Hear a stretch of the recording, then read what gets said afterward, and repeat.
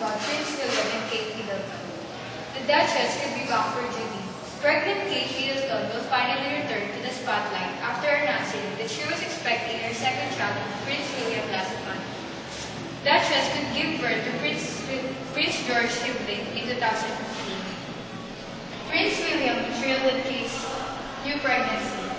Britain's Prince William said he was thrilled that his wife Kate is pregnant with their second child, but admitted that it has been a tricky few days as she struggles with severe morning sickness.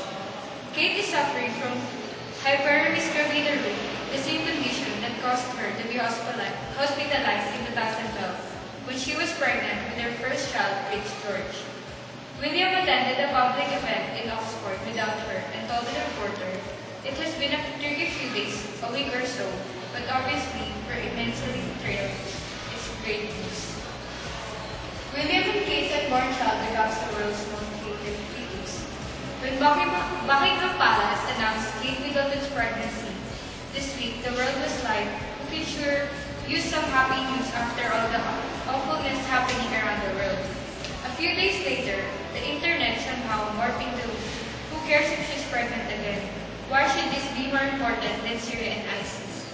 It's quite unfair for the poor kid who's not even an actual kid, yet to be dragged into the weird era in which no either kind of information deserves to exist.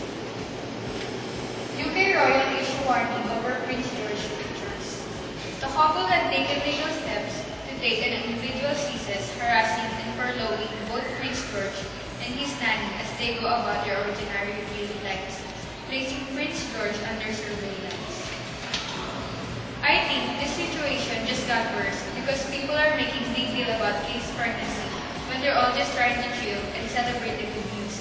And the media even compared the unborn child to the other issues in our world, when we could just focus on the war in Syria and ISIS. And I think it gets worse when people mix things up just to make it bad news when it's not. Thank you.